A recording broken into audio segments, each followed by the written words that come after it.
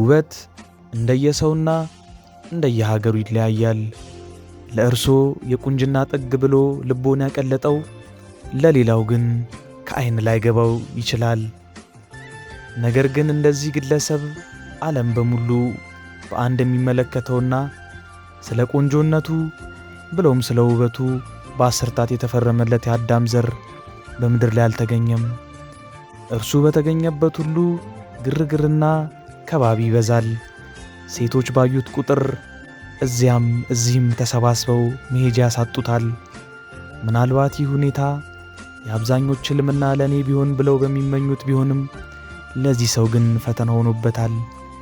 በዚች በሃይማኖታዊ አገዛዝ የምትተዳደረው ሳውዲ አረቢያ ይህን መሰሉ ክስተት ለሀገሪቱ መንግሥት ደስታን አልሰጠም። በዚህም የተነሳ ዩኒፎርም የለበሱ ፖሊሶች ወደ እርሱ በመጠጋት ቦታውን ለቆ እንዲሄድ ያስገድዱታል።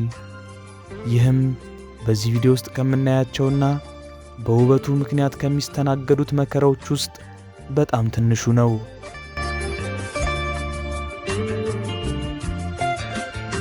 ይህን ቪዲዮ ሙሉን ከተመለከቱ ውበት ለምኔ ብለው ለአሁናዊ ገጾ አምላክን ያመሰግኑ ዘንድ ምክንያት ይሆንልዎታል።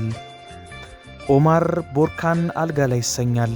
የተወለደው በ1990 በባግዳድ ኢራቅ ነው። ውልደቱ በኢራቅ ይሁን እንጂ እድገቱን ያደረገው በዱባይ ነው። ኦማር በኢንተርናሽናል ሆቴል ማኔጅመንት ተመራቂ ይሁን እንጂ ከልጅነቱ ጀምሮ ይመኝና አስቦት የነበረው ፎቶግራፈር ለመሆን ነበር። በአካባቢው የነበሩና በአጋጣሚም ቢሆን ከሱ ጋር የተገናኙ ሁሉ የሚሉት አንድ የጋራ የሆነ አስተያየት አለ። እርሱም አንተ ከካሜራ ጀርባ ሆነ ፎቶግራፍ ልታነሳ አይገባም፣ ይልቁንስ ከካሜራ ፊት ሆነ ጎምለል ልትል ይገባል ነበር ይሉታል። ይህም መሻት የሆነውን የፎቶግራፍ ሥራ እርግፍ አድርጎ አስተወው። በእውነቱ የኦማርን ውበት የተመለከተ ሁሉ 100% ይህ ሰው ሞዴል ነው ብሎ ይደመድማል። ገና በ18 ዓመቱ የሞዴሊንግን ዓለም በይፋ ተቀላቀለ።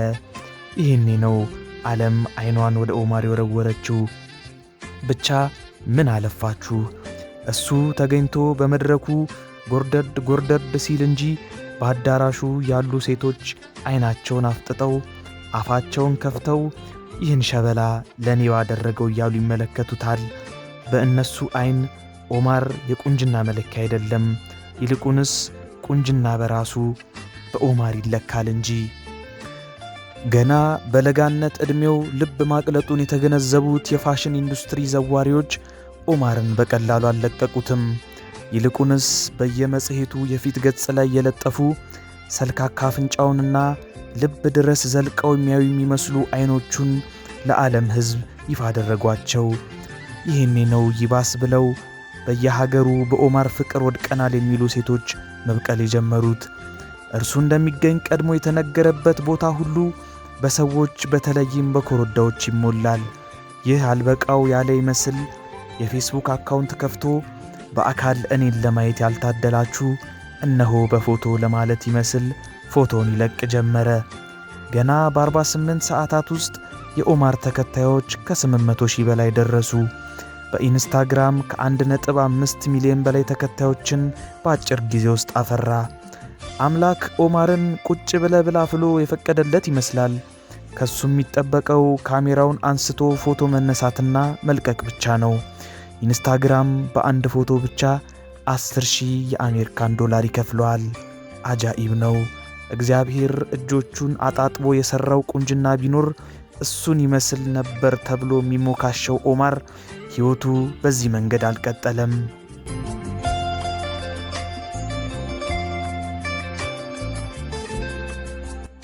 እሱን እያሉ ከየቦታው የሚሰባሰቡት ሴቶች የሳውዲ አረቢያ መንግሥት ዓይን ውስጥ አስገቡት። ፖሊሶቹም ቢሆኑ እሱን እየተከተሉ ከቦታ ቦታ ማባረር የታከታቸው ይመስላል። ስለዚህም የመጨረሻ ውሳኔ ከመንግሥታቸው በኩል ተሰማ። እርሱም ኦማር ቦርካን አልጋላ የሀገራቸውን ድንበር ለቆ ለአንዴና ለመጨረሻ ጊዜ ላይመለስ መሸኘት ነበር። አዎ፣ በቁንጅናው ምክንያት ከሀገር ተባረረ። የዓለም ሚዲያዎች ይህንን ዜና በግርምት እየተቀባበሉ አናፈሱት። ይህንን የተመለከቱት ሴት እህቶቻችን ቤታችን ሰፊ ነው፣ ማዕዱም ሙሉ ነው ሲሉ ኦማር እነሱ ጋር እንዲመጣ ጋበዙት። የበላና የተማረ ብቻ ሳይሆን የቆነጀም ወድቀ ወድቅም።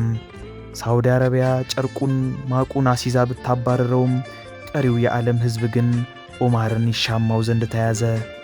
ሰው ብቻውን ይኖር ዘንድ መልካም አይደለም እንዲል ቅዱስ መጽሐፉ። ይህን ቆንጆ ያገባች ሴት ማናት ትሉ ይሆናል። ምናልባት ያን ያህል ቆንጆ ሆኖ የብዙ ሚሊዮን ሴቶች ምኞት የነበረውን ወንድ በፍቅር ልታንበረክከው የቻለችው ማናት ብለው ያስቡ ይሆናል። እንግዲያውስ ላስተዋውቃችሁ፣ ያስሚን ትሰኛለች። በሙያዋም ፋሽን ዲዛይነር ናት። የኦማርና የያስሚን የፍቅርም ሆነ የትዳር ሕይወት ለዓለም ሚዲያዎች ይፋ አልነበረም። አንድ ልጅ ወልደው በካናዳ ሰላማዊ ሕይወታቸውን እየኖሩ በነበረበት ጊዜ ሌላ ፈተና ሕይወታቸው ላይ ተጋረጠ። ኦማር የሚስቱንና የልጁን ፎቶ በማኅበራዊ ሚዲያዎች ያጋራ ጀመር።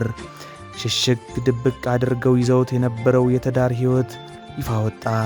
የሚዲያዎችም መነጋገሪያ ሆነ። ይሄኔ ነው ከየአቅጣጫው የኦማርን ትዳር የሚነቀንቁ ጠንካራ ትችቶች ይሰነዘሩበት የጀመረው።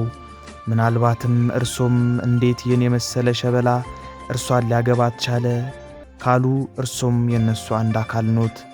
ኦማርና ያስሚንን እያወዳደሩ እሷ ፈጽሞ ለሱ እንደማትገባውና እንደማትመጥነው ይነግሩት ያዙ።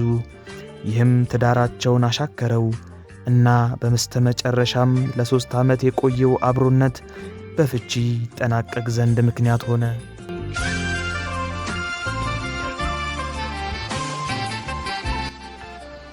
አምላክ ከሰው በላይ የደመቀበትና ታይበት ብሎ ያጎናጸፈው ውጫዊ ውበቱ ከሀገር እንዳስወጣው ሁሉ ከትዳሩም አፋታው። ኦማር አሁን ላይ የ35 ዓመት ጎልማሳ ቢሆንም ውበቱ ፈጽሞ አልተለየውም። ውድ ተመልካቾቻችን፣ ኦማር ይህ ሁሉ ሽርጉድና አድናቆት ይገባዋል ብለው ያስባሉ? ለእርሶስ የቁንጅና መለኪያ ምንድን ነው? መልሶን በኮሜንት ያጋሩን። ይህን መሰል ቪዲዮ ከዓለም ጫፍ እያደልን ጀባ እንድንላችሁ ከፈለጋችሁ ሰብስክራይብ ማድረግ እንዳይረሱ። ቪዲዮ ከተመቻችሁ ላይክ አድርጉ። በሌላ ቪዲዮ እስከምንገናኝ ድረስ ሰላም ቆዩልኝ።